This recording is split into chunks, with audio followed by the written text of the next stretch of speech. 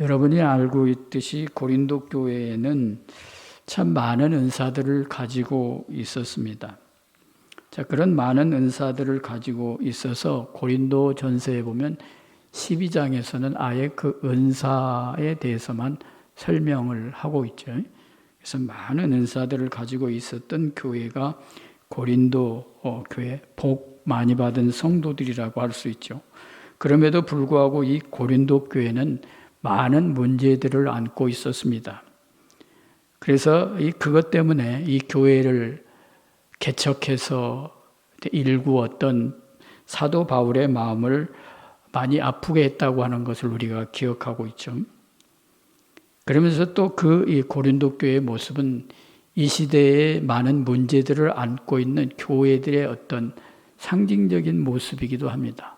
그래서 우리 이 시대의 여러 문제들로 복잡한 그런 교회들이 이 고린도 교회의 모습과 별로 다르지 않아요.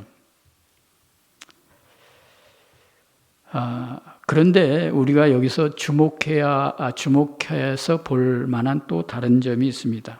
그것은 바울 사도가 많은 문제들로 이 고린도 교회가 그렇게 복잡한 것을 알고 있었음에도 불구하고 바울이 또 다른 시각이 있었다고 하는 것이죠. 그것은 이런 많은 문제들을 안고 있었던 고린도 교회지만 그들 역시도 예수 그리스도 안에 있는 교회라고 하는 것이죠.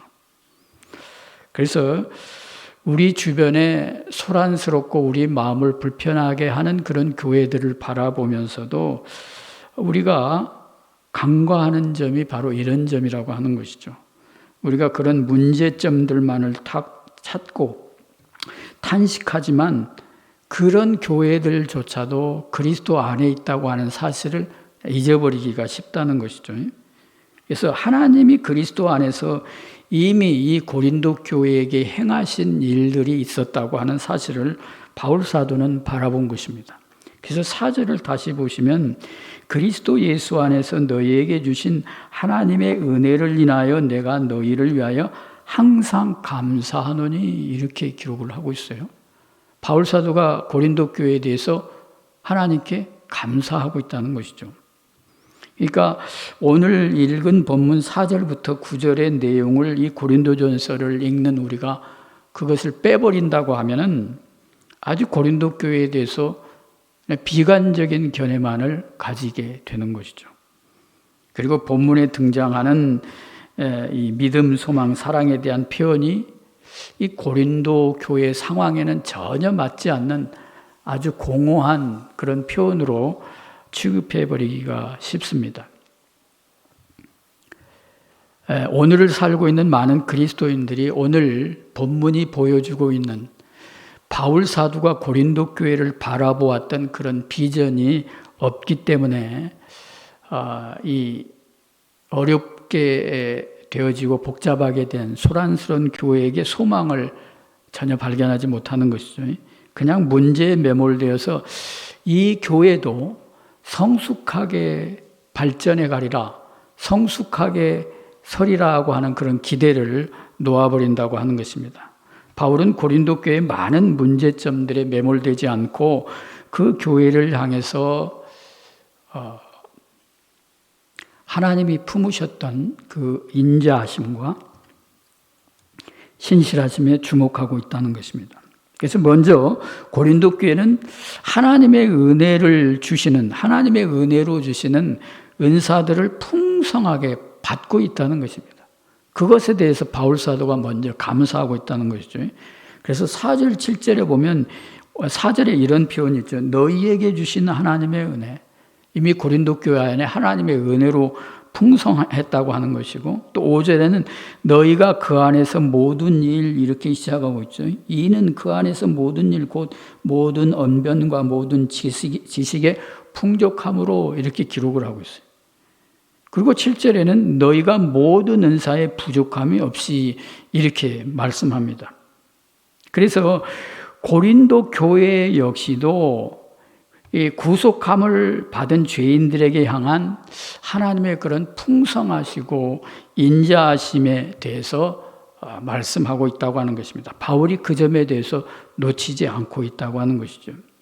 그런데 이 말씀은 이 은사들이 개개인에게 적용되는 것이 아니라 고린도 교회의 교회 공동체에 대한 것이라고 하는 것을 우리가 꼭 기억해야 됩니다. 그것이 중요하다고 하는 것이죠.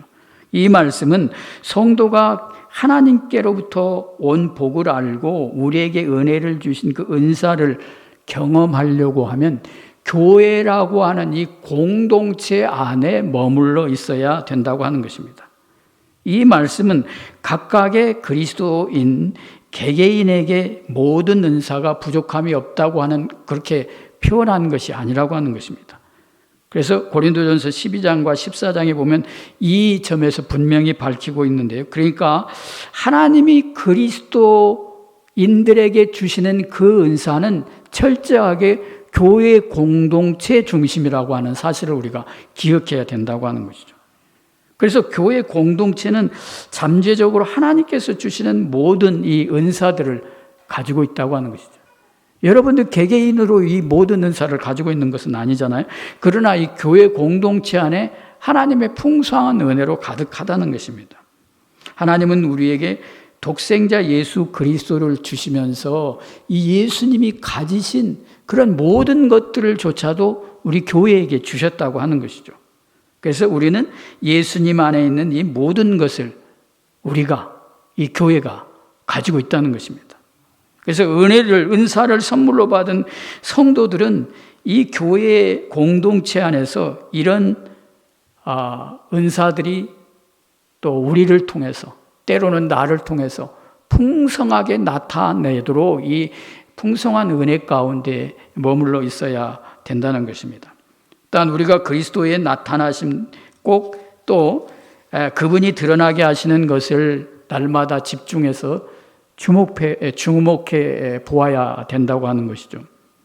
그리고 이 은사라고 하는 것은 우리들에게 어떻게 주어졌습니까? 우리가 열심히 노력하고 애써서 그 은사를 받은 것이 아니라 하나님의 은혜로부터 비롯되었다고 하는 것이죠. 다시 말해서 값없이 하나님의 선물로 받았다고 하는 사실을 우리가 분명히 기억해야 되는 것이죠. 그리고 이 은사의 목적은 무엇을 위한 것이 철저하게 하나님의 교회와 또 하나님의 나라를 유익하게 하고 덕을 세우기 위해서 우리들에게 주셨다고 하는 사실을 꼭 기억해야 한다고 하는 것입니다.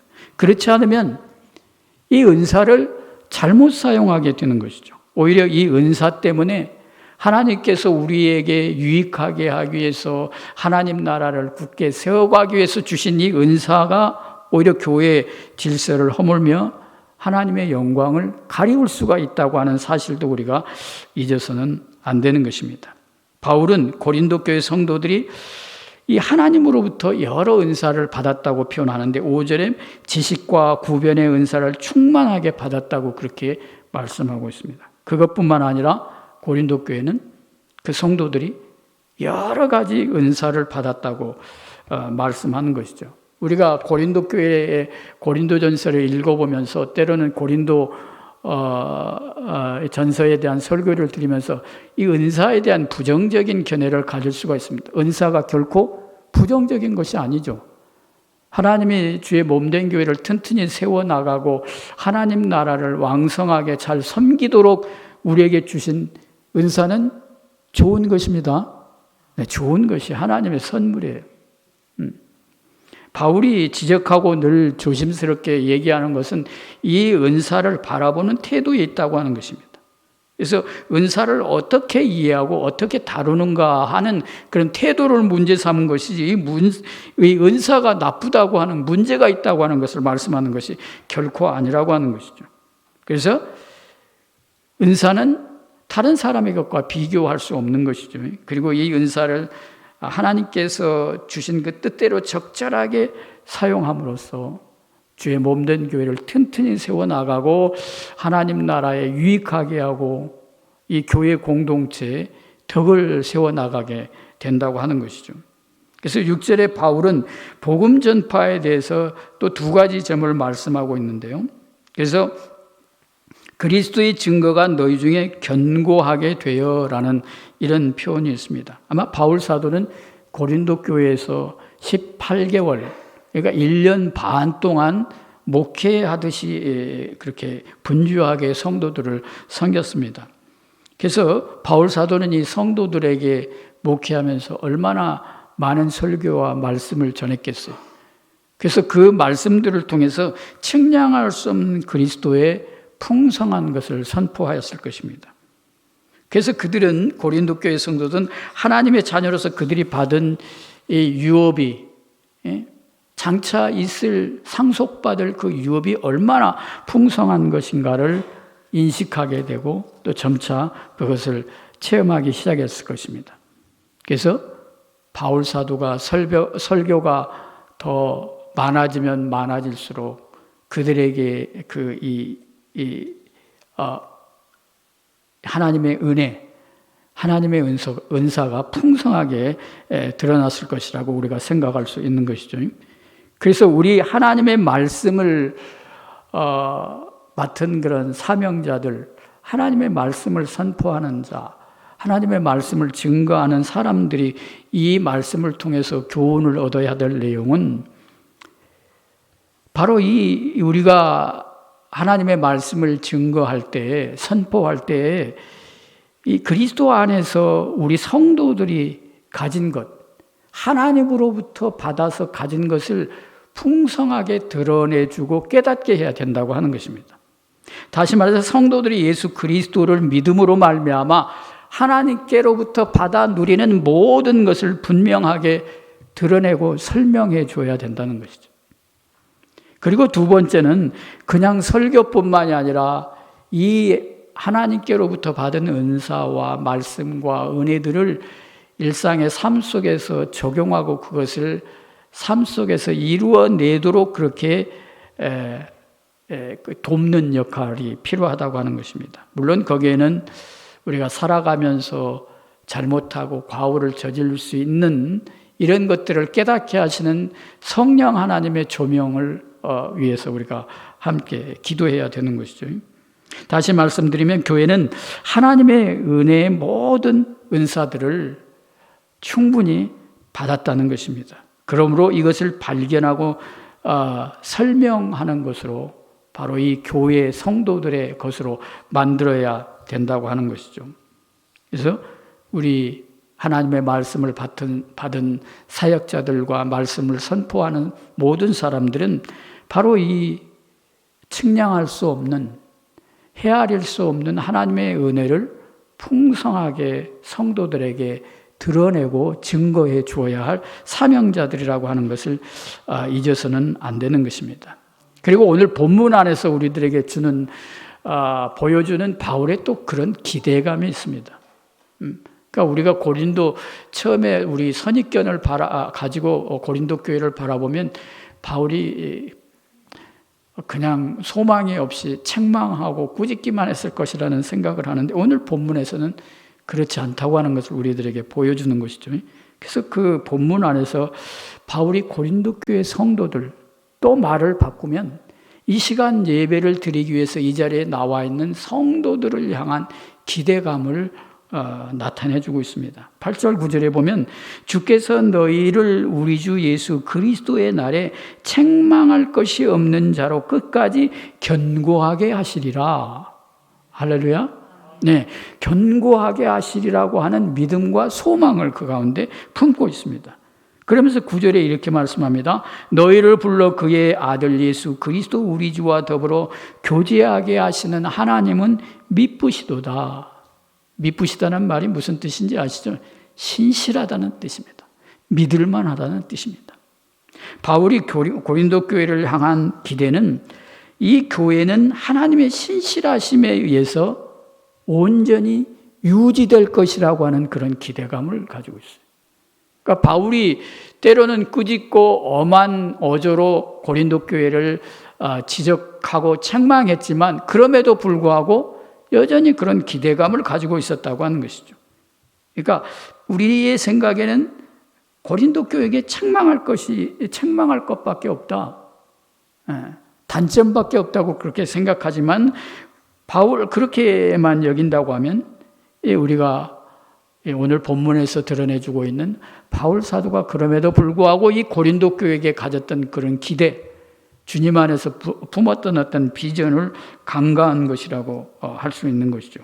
바울은 고린도 교회가 현재 그들이 소유하고 있는 그런 은사라든가 자원뿐만이 아니라 또 그 교회를 통해서 하나님께서 미래에 주시고 또 그들과 함께 해주시고 끝까지 인도하셔서 견고하게 하시리라고 하는 그런 소망이, 확신이 가득 차 있다고 하는 것이죠.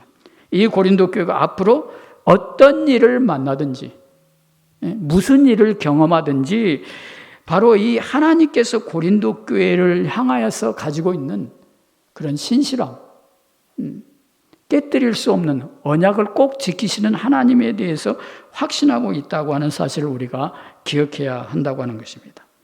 하나님은 그 배경으로는 하나님은 그 교회 성도들, 고린도 교회 성도들 또는 우리로 해서 적용하면 바로 이 자리에 예배드리는 여러분들을 그 아들과 교제케 하기 위해서 부르셨고 또 그것 때문에 그 아들과 함께 교제하기 위해서 우리를 부르셨기 때문에 끝까지 견고하게 하실 것이라는 것입니다.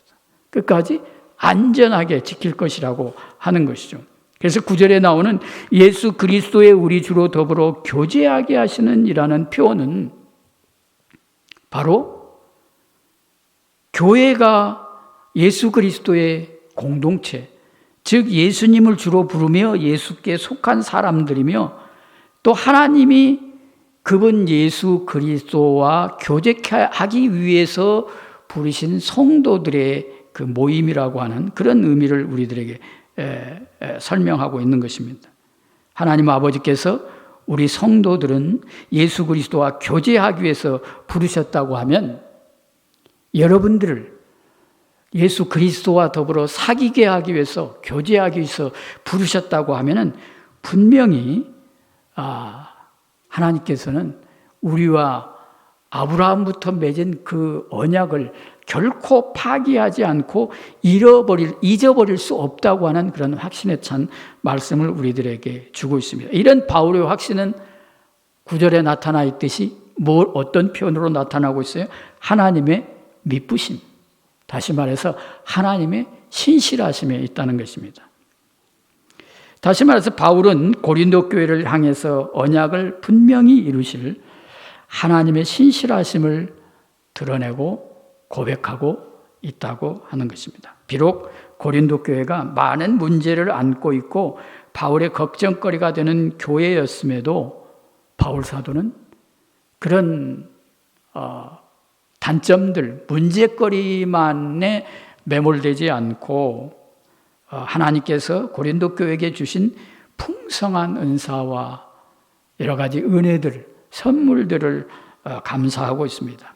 뿐만 아니라 하나님께서 그 고린도 교회 공동체를 그리스도와 함께 교제케 하기 위해서 부르셨기에 앞으로 분명히 하나님께서는 그 공동체를 지켜주시고 또 그 성도들을 예수 그리스도의 그날까지, 예수님이 이 땅에 오시는 그날까지 결코 흔들리지 않고 붙잡아 주셔서 견고하게 하시리라고 확신에 찬 기대로 오늘 본문을 마무리하고 있습니다. 이 말씀을 맡겠습니다. 우리의 눈에 우리 주변에 있는 교회들, 때로는 내가 속한 교회들이 늘 아름답게만 보이지 않습니다. 때로는 민망하고 마음을 불편하게 하는 그런 모습으로 우리 눈에 보일 수도 있습니다. 그것이 우리가 몸담고 있는 이 지상 교회들의 한계인 것이죠. 그러나 오늘 바울이 고린도 교회를 향해서 하나님의 은혜의 시선으로 바라보고 있는 것을 오늘 우리는 교훈으로 삼아야 할 것입니다. 여러 문제들을 안고 있음에도 불구하고 이 교회를 향해서 하나님이 베푸신 그 하나님의 긍휼과 은혜를 기억해야 할 것입니다. 그리고 우리가 그 교회 안에 머물고 있다고 하는 사실을 감사해야 하겠습니다. 뿐만 아니라 하나님께서 그의 외아들 예수 그리스도와 교제하기 위해서 우리를 부르셨기 때문에 우리의 장래도 미래에도 때로는 어떤 부정적인 일들을 경험할지라도 끝까지 우리와 함께 해주시고 견고하게 지킬 것이라고 하는 확신을 여러분들도 바울처럼 가지시기를 축원합니다. 그래서 여러분들이 이 교회 안에서 내 자리를 지키고 기쁘게 감사함으로 하나님과 또 여러분들에게 허락하신 지체 성도들을 힘써 섬기는 우리 모든 성도들이 되시기를 예수님의 이름으로 축복합니다.